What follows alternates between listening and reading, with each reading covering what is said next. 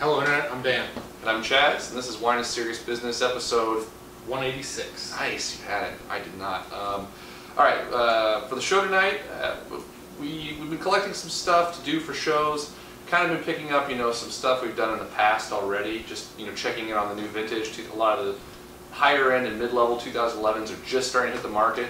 And I was like, man, we haven't done something different in a while. I know, we've been drinking stuff that our friends make and our favorites. Yeah, kind of getting in a rut, and it's a delicious rut. But he's got a point. I was thinking about that too, that, we should try and explore some more new things. Totally. And so I was hanging out with my good friend Tom Etheridge, and what's up, Tom, if you see this at some point. And he pointed out this producer, Et Fille, I think is how you pronounce it. Stands for and daughter, I believe. I could be wrong there. But fairly new winemaker, father-daughter combination winemaker, or winemaking group in the Willamette Valley. I haven't had any of their wines, so have you? None? No, oh yeah, zero. I've had them a number of occasions, spread apart by a few years, like way back when I started drinking wine, and then recently at a yamhill-carlton tasting event. But yeah, decent stuff, kind of a range, but not something that I've become terribly knowledgeable about. So I got two. We've talked about this multiple times before. I got two different bottlings here, but obviously, but two different vintages. The first one we're going to start out with is the 2007 Marche Vineyard. This wine obviously is fairly old. The 07 vintage is well past us now, but because of maybe the bad press or something, I'm not exactly sure, you can still pick it up at shops. I can't talk today. And so I picked this up alongside the 2010 Kalita Vineyard Pinot Noir that we're going to try tonight as well. So we're going to start with the Marche and see how it goes. All right. Big glasses, man. Yeah, you like these? Enormous. Yeah, the Riedel Burgundy stems. They're like a really weird angle. Yeah. I thought they were kind of cool, so. Man. A lot going on in the nose. I'm getting some like dark tea scents and dark raspberries kind of mixed in. Plenty of fruit going on here still, for sure. Let's just say this is sticking out. More earthy aromas are jumping out of the glass to me than immediate fruit, right? The fruit is sort of, I guess the flavors are balanced in the nose, the aromas. But, man, the tea thing, maybe even like a little bit of pepper or something, and a little bit like dried wood, like dried stems or something like that. Oh yeah, totally. Yeah, the nose is in a good place. A lot of good stuff going on. Yeah, really, really subtle, nice nose. Nice texture on the palate, really soft, really clean. Starting out, wow. That's delicious. Yeah, this has just that really gentle kind of silky touch all the way across the palate. Really nicely done. I really like it when the structure delivers that. I completely agree. The mouthfeel here is fantastic. Sort of in a mid to lightweight texture, but really, really, it starts out sort of like red tea and has just a little bit of the tannin sort of starting out. You can kind of get it. And then the raspberry sort of cherry fruit lingers in the finish, and the way that there's a very good integration between the acidity, tannins, and fruit flavors here, and there's really nice balance. Yeah, this is in a great place right now. I'm definitely getting like some of those tea flavors from the nose, right? A little bit of like tannic flavor without that harsh structure, which is kind of strange to me. Just a little hard, but it's not like rough, right? Yeah, yeah, and definitely, gives some structure and some build to the fruit flavors, and I think the raspberries from the nose definitely just carry through. Yeah. Have a good full sense to them. Yeah, this is in a great place right now, man. If you've got a bottle of it, definitely check it out. This is really enjoyable. I totally agree. I wouldn't call it shut down, but it's sort of just very, very. I wouldn't say austere. It's like, it's just subtle. It's just completely subtle. That's a really light. It's just. I guess that's a really way of putting it. Yeah, yeah. Yeah, it's just kind of the delicate, light Pinot Noir, right? Totally agree. That's a really good way of putting it. So. Not a whole lot going on in the finish, I don't think. I think you kind of get the flavors right away, and it's still balanced, kind of in the transition out, but there's not a whole lot that really runs out for a long time. But I agree. Ash. Excuse the. Come on. Excuse the cat. Oh, you're coming up here for the show for a little while. Cat's back. Yeah, so I agree with that. But initially there's a lot going on, right? It's a pretty complex wine starting out, but the flavors in the finish are very nice. They're just, yeah. Yeah, general, nice. like good integration, good mouthfeel. I love the structure where it's at. Some nice flavors.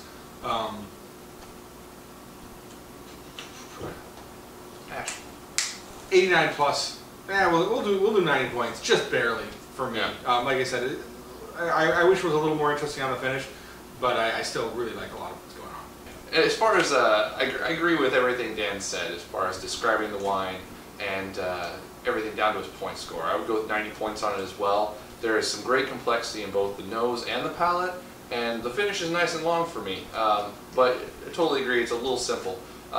This is all, as far as intensity levels go and feel goes, pretty light wine. There's a really good feel initially in the start, but light across the board after that. So really delicious though, and man, one of the more balanced 2007s I've had in a long time, in a really nice place today. So Yeah, balance is really there. Cool stuff. yeah. All right, so for our second wine, we have the 2010 Kalita Vineyard. This vineyard is Yamhill-carlton, I guess situated in between or very near the Shea Vineyard and Willikinzie Vineyards. So. All right. Quite a transition, even from the rinse. I don't know if we've mentioned this much, I guess, but a little trivia for the couple of you watching that don't know. Yamhill-carlton's more sedimentary soil, generally a little darker than the volcanic soil in the Dundee Hills, so, you know, a little bit of an interesting comparison there. Yeah, and Dan's dropping some knowledge. Yeah, tidbits. Tidbits of knowledge. All right, so I think this is a younger vineyard, though, planted in like the late 90s. Whereas obviously the Marche has been around forever, right? Yeah, one of the older ones in the state. One of the older ones in the state, for sure. Right. Oh, man. Yeah, totally different. Yeah, there's all kinds of fruit on this in the glass, like your dark cherries, a little bit of plums, like definitely just darker fruits coming out. A little, I could agree with that. A little bit of the baking spice too, and just and some of that that earthy funk. We're the funk guys, right? Like it's got a little bit of that Oregon funkiness to it. Yeah, a little touch. Yeah, I like that. Just a hint of it. Yeah, but really fruity compared to the Marche. And definitely, and just like more impact coming out of the glass. Then. Totally. Yeah, jumping out of the glass as opposed to a more subtle nose of the Marche.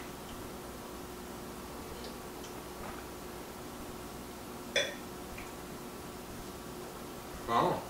Delicious. Wow, really nice texture again, man.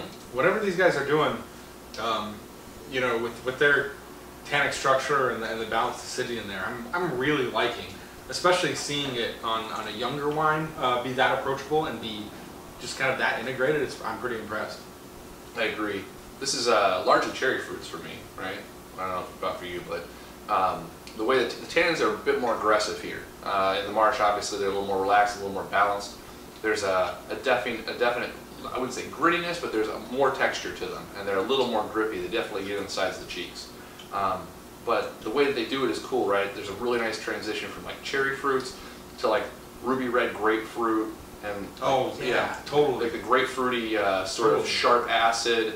Not that it has like rough acid, but like juicy acid.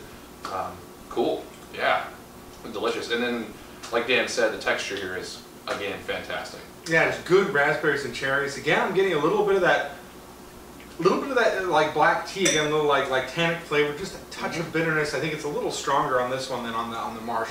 Kind of sitting in the back of the palate, but that lingers into the finish, and the acidity lasts longer too. Like my mouth's watering as I talk. Yeah. So, you know, this just has a little more pop to it, which, you know, I find Yamhill-carlton to be a little more intense most of the time, you know, and for a younger wine to be more intense. You know, I guess that's kind of consistent with what I'd expect. Totally agree. Overall, really nice wine. Really nice. And I think consistency in the texture between the two gets me excited to try more wines from this producer. Totally. Yeah. What have you had of theirs in the past? I don't remember the bottlings even. I just know, I remember the name and and just, you know, having some here and there. So for me, oh, go ahead. no, but it's actually making more of an impression now. Like I've enjoyed them in the past, but I guess that's a nice thing about really sitting down and like trying to, you know, concisely express, you know, what you're experiencing. Is you really get to think about the, you know, the evolution of the wine on your palate and just how well things are integrated, the different components.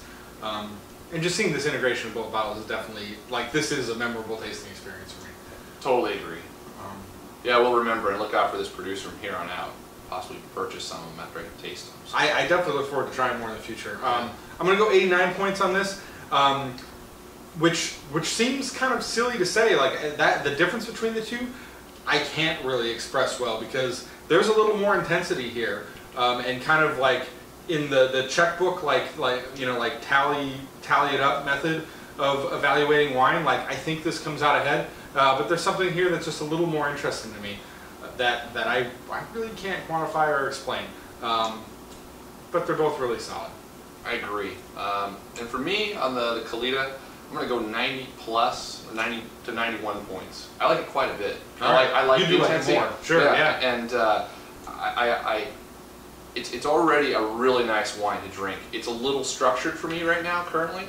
But everything it's doing really well, and I like the intensity of the fruit, and I like, just the overall, just the wine overall is really nice. So, cheers! Yeah, that's a rad bottle of wine. Yeah, I think the best I can do is just like just sipping it again. The integrated and like the delicate nature of it on the palate just kind of does it for me.